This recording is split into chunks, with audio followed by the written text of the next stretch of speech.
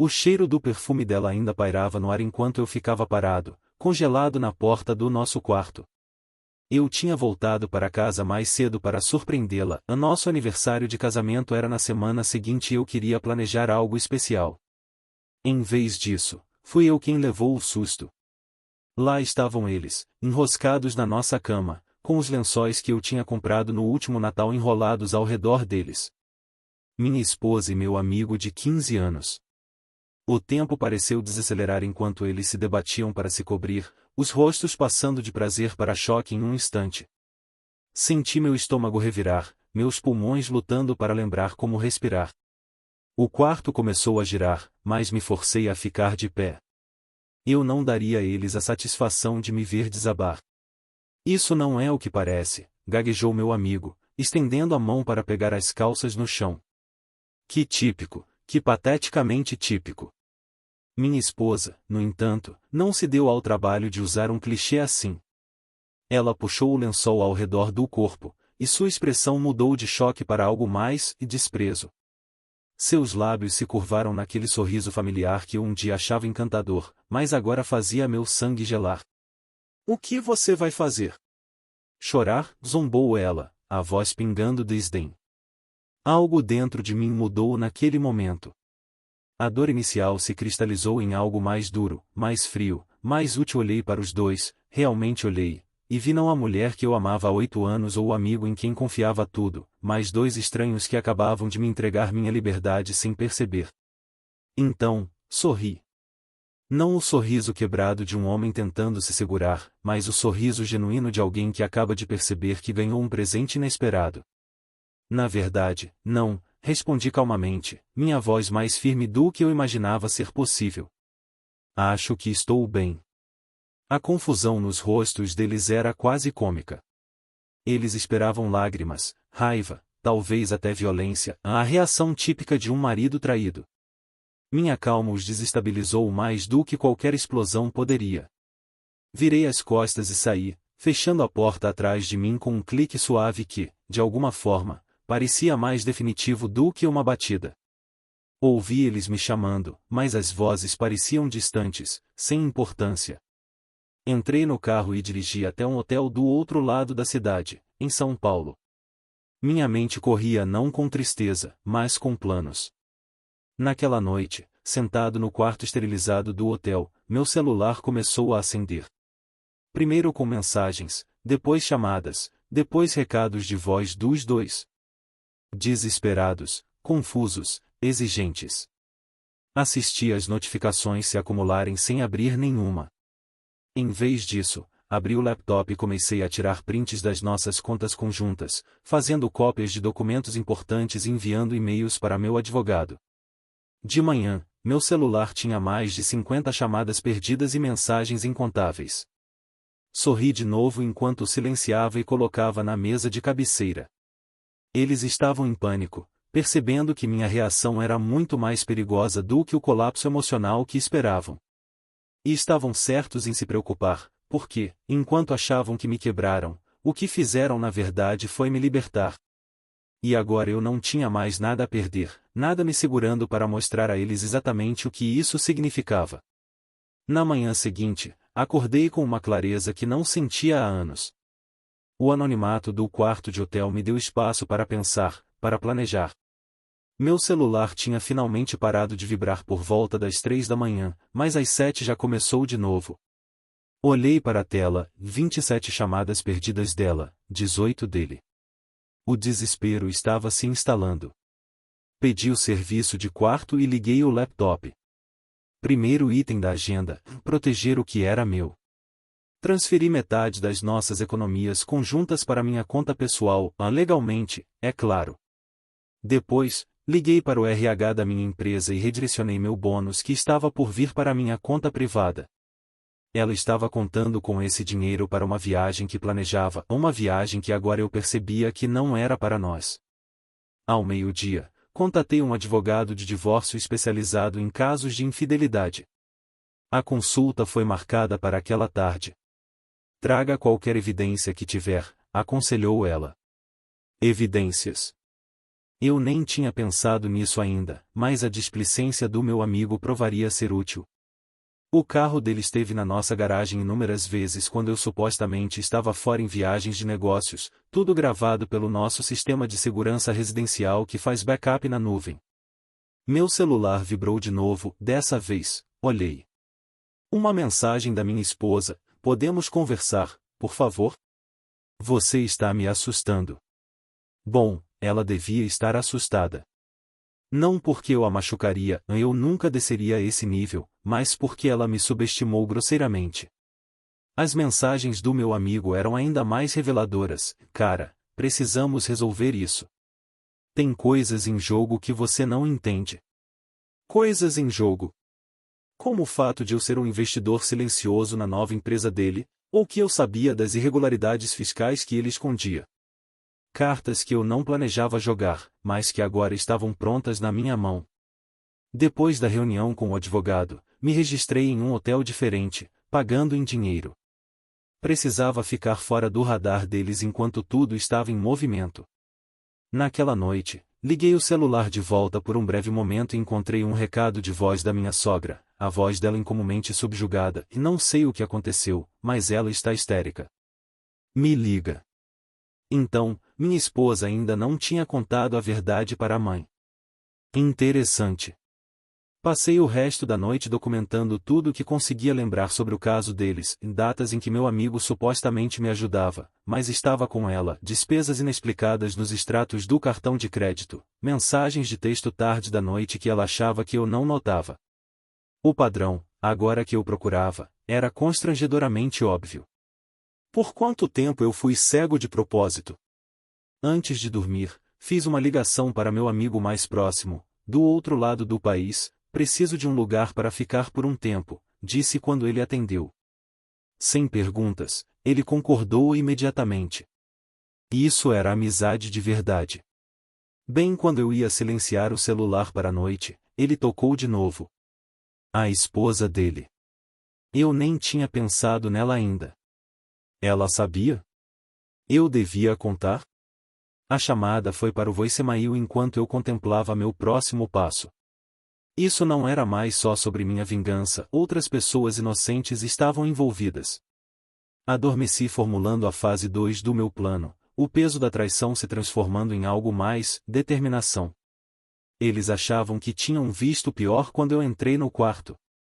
Não faziam ideia do que viria em seguida. 3 dias de silêncio foram o suficiente para fazê-los desmoronar.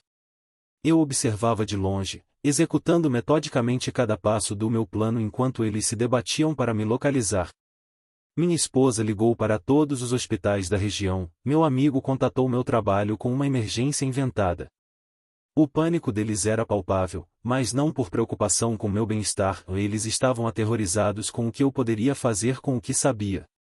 Finalmente atendi uma chamada, não de nenhum deles, mas da esposa dele. Algo está errado com ele, disse ela, a voz tensa de confusão. Ele mal dorme, está sempre no telefone. Está tudo bem entre vocês dois? Tomei uma decisão naquele momento que aceleraria tudo. Não, respondi. E você devia perguntar a ele sobre a última terça-feira na minha casa. Desliguei quando ela prendeu a respiração. Outra bomba detonada.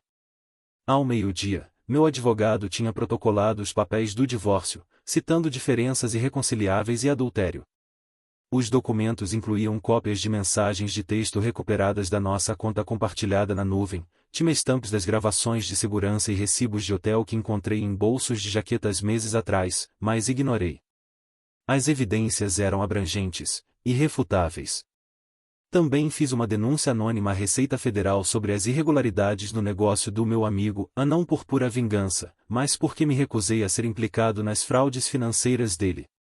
Eu tinha investido significativamente na empresa dele, tudo devidamente documentado, ao contrário dele.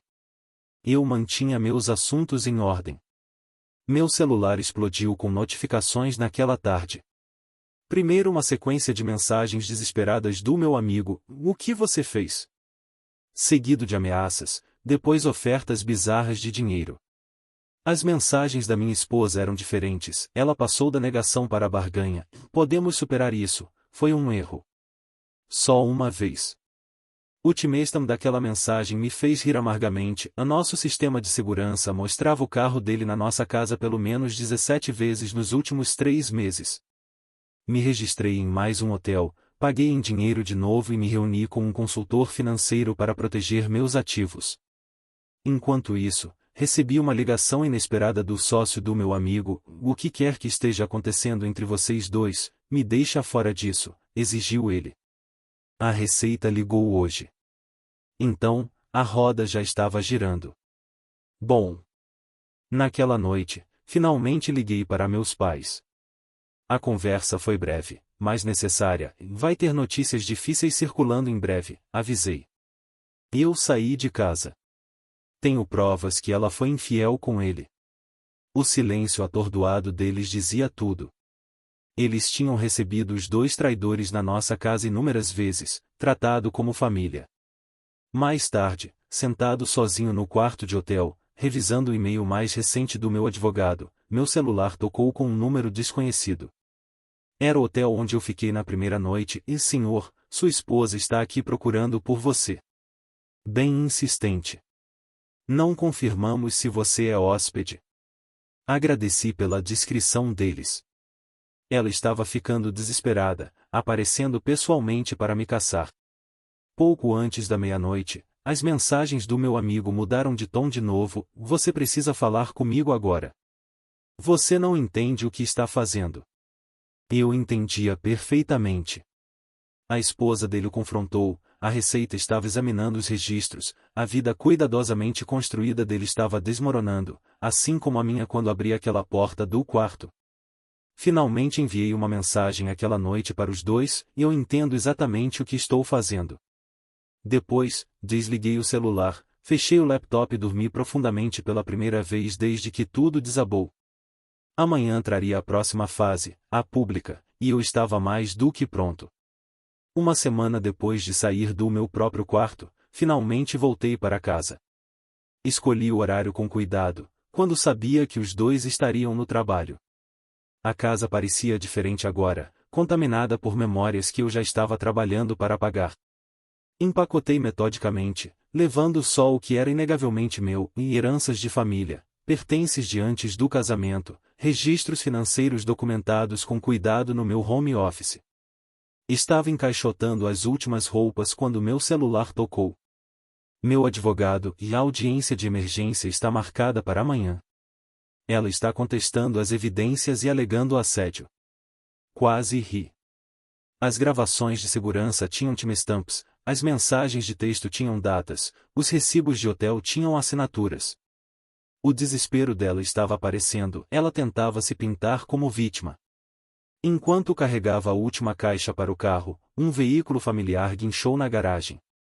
A esposa do meu amigo saiu, olhos vermelhos e rosto corado de raiva. Encontrei tudo, disse ela, a voz surpreendentemente firme.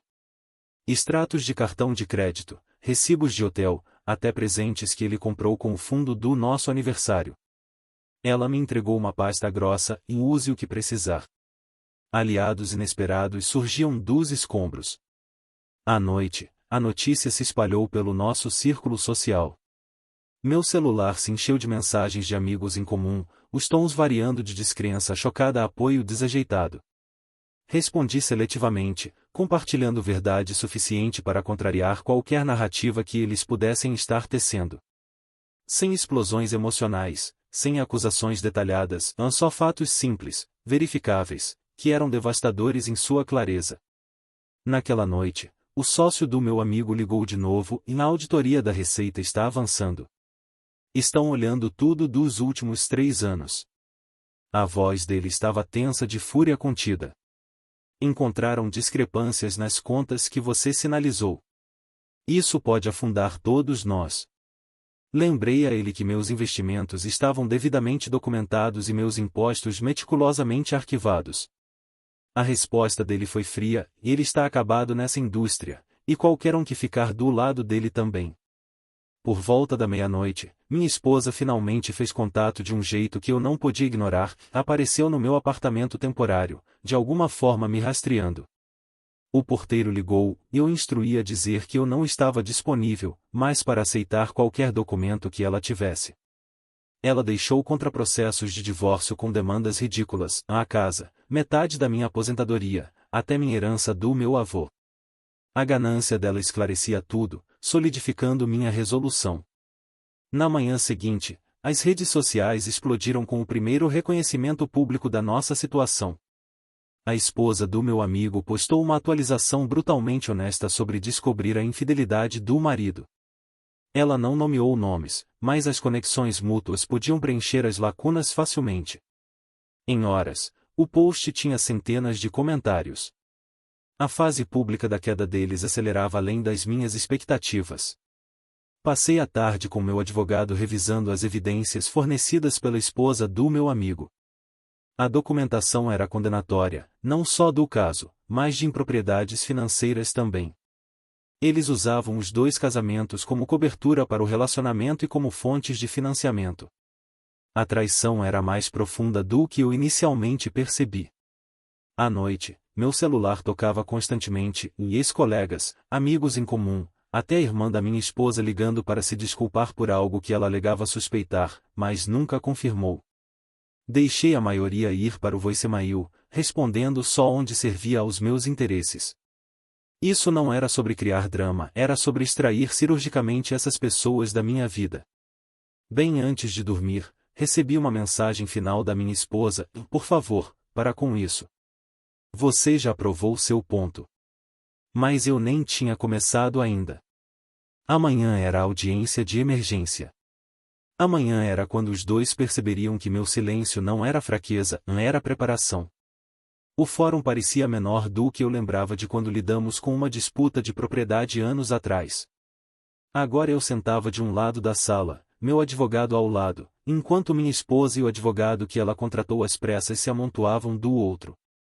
Meu amigo não estava presente, os problemas legais dele o mantinham ocupado em outro lugar. As lutas separadas deles eram uma vantagem tática que eu não planejei, mas aceitei de bom grado. O juiz revisou nossos processos com uma expressão neutra que não revelava nada. Quando finalmente olhou para cima, o olhar dele se fixou em mim primeiro, depois mudou para minha esposa. As evidências apresentadas são substanciais, afirmou ele de forma seca. Não vejo razão para atrasar os procedimentos ou conceder considerações especiais sobre divisão de bens fora do protocolo padrão. Minha esposa murchou visivelmente, a tentativa dela de assegurar provisões de emergência falhou. Fora da sala de audiência, ela se aproximou de mim pela primeira vez desde aquele dia no nosso quarto. Você não precisava fazer tudo isso, sibilou ela, gesticulando vagamente ao redor. Podia só pedir o divórcio sem destruir tudo. Estudei o rosto dela, o rosto que eu um dia conhecia melhor que o meu, e senti nada além de curiosidade distante. Eu não destruí nada, respondi calmamente. Só parei de esconder o que vocês 2 fizeram. Mais tarde naquela tarde, me reuni com o sócio do meu amigo e 2 outros investidores, a pedido deles. A tensão na sala de conferência era palpável. A investigação da Receita está se expandindo, explicou o sócio sem preâmbulos. Estão olhando todo mundo conectado à empresa agora. Produzi uma pasta com toda a transação, investimento e comunicação que eu já tive relacionada ao negócio.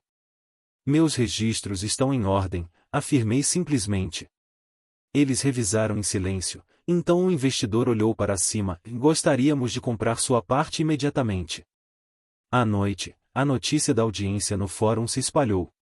As notificações no meu celular mostravam mensagens de pessoas que eu não ouvia há anos, cada uma expressando choque, simpatia ou curiosidade mórbida. Ignorei a maioria, respondendo só aquelas cujo apoio parecia genuíno.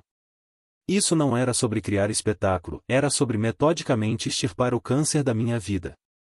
Naquela noite, recebi uma visita inesperada, o pai do meu amigo, um homem que me tratou como filho desde a faculdade. Eu não o criei para ser assim, disse ele simplesmente, enquanto se sentava pesadamente no sofá do meu apartamento temporário. A mãe dele mal consegue olhar para ele agora. Ofereci uma bebida, que ele aceitou com mãos trêmulas.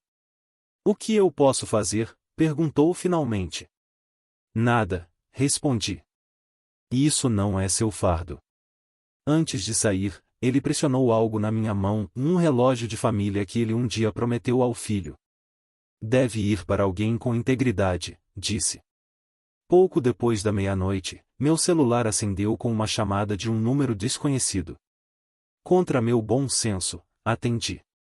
Era meu amigo, a voz arrastada e desesperada, estão investigando a empresa. Minha esposa foi embora com as crianças. O banco está congelando contas. Cada declaração caía como uma confissão separada. Meu pai te deu o relógio, não foi? Acrescentou ele inesperadamente. Quando não respondi, ele riu amargamente, e sempre o filho melhor.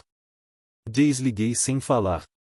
Na manhã seguinte, trouxe notícias que me surpreenderam genuinamente, e minha esposa foi pedida para tirar uma licença do trabalho. Aparentemente, a política da empresa tinha cláusulas específicas sobre conduta moral quando relacionamentos com clientes podiam ser afetados. O caso dela com meu amigo, que estava conectado a várias contas de clientes, criava o que o chefe dela chamou de conflito de interesse insustentável. A imagem profissional cuidadosamente construída dela estava desmoronando junto com tudo mais. À tarde, meu advogado ligou com atualizações que excediam minhas expectativas. O divórcio poderia ser finalizado em semanas, não meses, dada a evidência esmagadora e a resistência diminuindo da minha esposa. O acordo financeiro provavelmente me favoreceria substancialmente. Ela está ficando sem opções, notou o meu advogado. E sem dinheiro para honorários legais. Ao fim do dia, fiquei na varanda do meu apartamento assistindo o pôr do sol, sentindo nem vitória nem tristeza, só uma certeza calma de que a justiça estava se desenrolando exatamente como devia. Amanhã traria o confronto final pelo qual eu me preparava, aquele em que eu os enfrentaria não com raiva ou dor, mas com a arma mais devastadora de todas, indiferença. 6 meses depois, fiquei na frente do espelho ajustando a gravata. O rosto olhando de volta era diferente e mais forte, mais claro, desimpedido. Hoje marcava os procedimentos legais finais e o que se tornará uma história de advertência no nosso antigo círculo social. Eu não estava nervoso, hoje era mera formalidade. O divórcio fora finalizado semanas atrás, significativamente a meu favor, depois que as táticas cada vez mais desesperadas da minha esposa deram errado espetacularmente.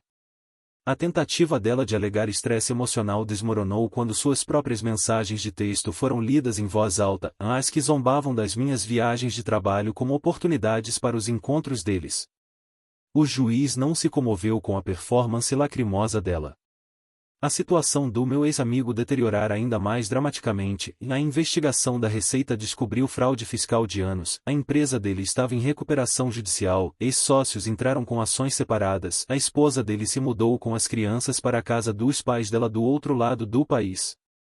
A queda dele foi absoluta e inteiramente auto-infligida. A audiência de hoje era para distribuição final de bens. A casa vendeu por acima do preço pedido em um mercado ávido por imóveis no nosso bairro em São Paulo. Minha esposa lutou desesperadamente para ficar com ela, mas com a renda reduzida e contas legais acumulando, comprar minha parte se tornou impossível, a outra consequência que ela não antecipou quando sorriu para mim naquele dia. Cheguei ao fórum cedo, preferindo me acomodar antes que qualquer um deles aparecesse. Minha advogada me encontrou no corredor, me entregando um envelope grosso, papelada final para revisão, disse com desapego profissional, embora eu captasse o leve sorriso de satisfação. Nós dois sabíamos que o resultado excedera as expectativas. Eles chegaram separadamente, mas com minutos de diferença, coordenando mesmo agora, notei com diversão distante. Minha esposa entrou primeiro, mais magra do que eu lembrava, olheiras sob a maquiagem aplicada com expertise. Nossos olhos se encontraram brevemente pelo corredor, ela desviou primeiro. Meu amigo chegou parecendo igualmente diminuído, o andar outrora confiante reduzido a um arrastar cauteloso. O relógio caro que ele sempre ostentava estava notavelmente ausente do pulso. Dentro da sala de audiência, os procedimentos fluíram eficientemente. O juiz revisou a distribuição final, notou que não havia contestações pendentes e confirmou a transferência de fundos da Iskru para nossas contas respectivas. Simples, anticlimático, exatamente como eu queria. Ao sairmos, minha esposa tentou um confronto final, pisando diretamente no meu caminho. Valeu a pena, exigiu ela, a voz baixa mais intensa. Destruir tudo o que construímos? Considerei ela calmamente, notando a desesperança desconhecida em olhos que um dia me olharam com desprezo. Eu não destruí nada, respondi uniformemente. Só parei de proteger pessoas que não mereciam proteção.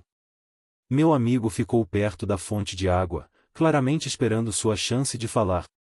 Quando me aproximei da saída, ele se moveu para interceptar e meu pai pergunta por você, disse, uma tentativa desajeitada de conexão. Diz que você está bem. Acenei em reconhecimento, mas não ofereci mais nada. Após um silêncio desconfortável, ele desabafou, eu perdi tudo, você sabe. Sua vingança valeu a pena. Encarei o olhar dele diretamente e isso não foi vingança, corrigi. Foi consequência. Fora dali, o ar da primavera parecia purificador. Meu celular vibrou e uma mensagem da minha corretora de imóveis confirmando o fechamento da minha nova casa em outro estado, no Rio de Janeiro, a 500 quilômetros e uma vida inteira longe daqui. Meu novo emprego começava na semana seguinte, uma promoção significativa que veio inesperadamente quando um ex-colega ouviu sobre minha situação e me recrutou para a firma dele. Naquela noite, enquanto empacotava os últimos pertences para a mudança, encontrei um álbum de fotos antigo que eu esquecera. Imagens de tempos mais felizes, viagens, comemorações, momentos que eu um dia valorizava. Considerei guardar, então decisivamente coloquei na pilha de doações. Essas memórias pertenciam a outra pessoa, ao homem que eu era antes de abrir aquela porta do quarto e encontrar meu mundo mudado. Meu celular parou de inundar com chamadas deles meses atrás, eles finalmente aceitaram que as vidas confortáveis que apostaram estavam permanentemente alteradas. O desespero deles virou resignação, depois aceitação amarga. Enquanto isso, eu construí algo novo, algo mais forte, mais limpo e inteiramente meu. Ao fechar a porta do meu apartamento temporário pela última vez, percebi que não sentia nem triunfo nem dor persistente, só uma gratidão profunda pela libertação inesperada que a traição deles afinal proporcionou. Às vezes, o pior momento da sua vida se torna a porta para a melhor versão de você mesmo. Tudo o que você precisa fazer é sorrir, ir embora e nunca olhar para trás. Nossa história chegou ao fim. Se você chegou até aqui, que tal se inscrever no nosso canal? Isso nos ajuda imensamente. Selecionei 2 outros vídeos para você que tenho certeza que vai curtir. Sinta-se à vontade para clicar neles. Te espero na próxima história. Até breve.